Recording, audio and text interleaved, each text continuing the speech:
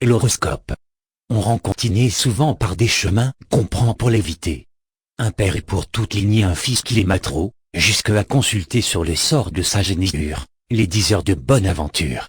Un de ces gens lui dit, que des lions surtout il éloigna l'enfant jusqu'à certain âge. Jusqu'à 20 ans, point d'avantage.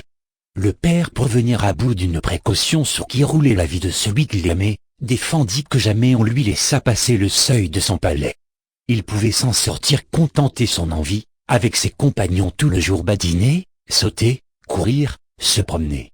Quand il fut en l'âge où la chasse plaît le plus aux jeunes esprits, cet exercice avec mépris lui fut dépeint, mais quoi qu'on fasse, propos, conseils, enseignements, rien ne change un tempérament. Le jeune homme inquiet, ardent, plein de courage, à peine se sentit des bouillons d'un tel âge, qu'il soupira pour ce plaisir. Plus l'obstacle était grand, plus fort fut le désir.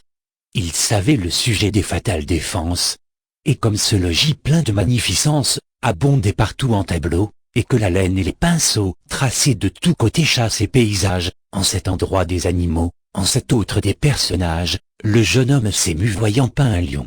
« Ah! Monstre, cria-t-il, c'est toi qui me fais vivre dans l'ombre et dans les fers. » À ces mots il se livre au transport violent de l'indignation, porte le poing sur l'innocente bête. Sous la tapisserie un clou se rencontra.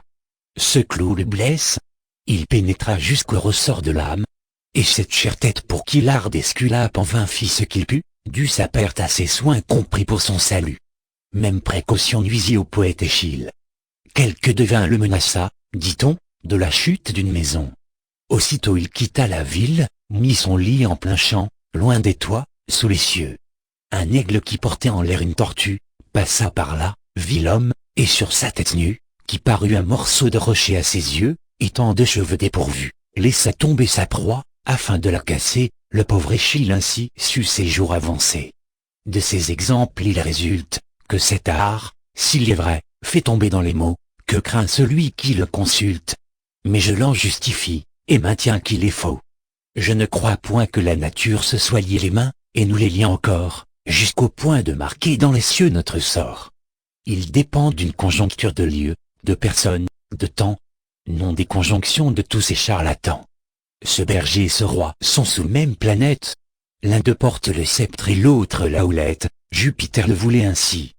Qu'est-ce que Jupiter? Un corps sans connaissance. D'où vient donc que son influence agit différemment sur ces deux hommes-ci? Puis comment pénétrer jusque à notre monde?